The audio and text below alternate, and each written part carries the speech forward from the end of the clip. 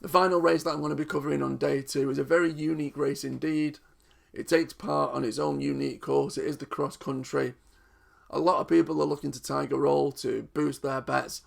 And personally, in the picks from the paddock.co.uk anti-post previews that we did, it was a little booklet you can grab your hands off. I actually tipped Tiger Roll as my nap of the festival. It was a close thing between him and Envoy Allen. Now that I know finally what race Envoy Allen's going in, I must say I've sort of flipped between the two. But Tiger Roll is probably one of the certainties of the 4-day meeting. Yes, Easy's Land was bought by JP McManus for a hefty sum and has won a ton of races all back to back. But Tiger Roll, again, maybe it's heart ruled in the head, but has been here, has done it, has got the t-shirt, and this is going to be all systems go, win this race, and then off to Aintree to try and retain the national. It's hard to really look elsewhere.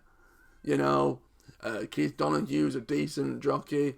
Gordon Elliott obviously knows how to get the horse ready for this. There was a bit of umming and ahhing with Michael O'Leary, but that's just his way. Looking through the rest of the field, I must say it's an absolute shame and a travesty that Mike Bite is taking up an entry in this. This horse was a favourite for a Gold Cup at one point. This horse has won round Kempton, he's won Grade 1s, he's won at the festival before, he's a really classy type. And I kind of get the feeling that, and I apologise for swearing, but the owners and Seven Barrels are kind of just dicking about with the horse now. That horse doesn't know what he's doing so much. Yes, he put in a decent enough effort to finish third last time out, but does it need to be taking on obstacles like this? Does it need to be going across sort of a really undulating, obscure course, something that he's barely ever done before? Especially when it's a horse that probably owes connections absolutely nothing. Now, I understand those that will say, well, a horse will want to run, a horse will want this. You can find it easier and much more sort of like hassle-free and stress-free tests other than a cross-country race.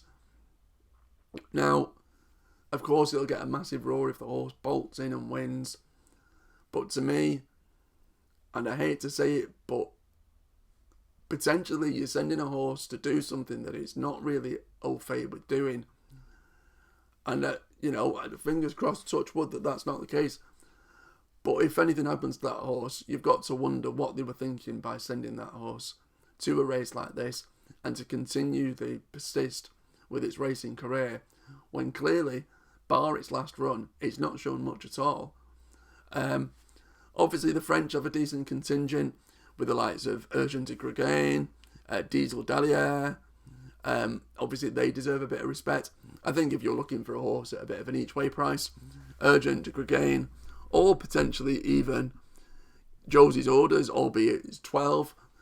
Mark Walsh grabs the ride, and Ender Bolger obviously has farmed this race for years previously. But for me, it's the Tiger to roar the loudest on Wednesday, day 2 in the cross country.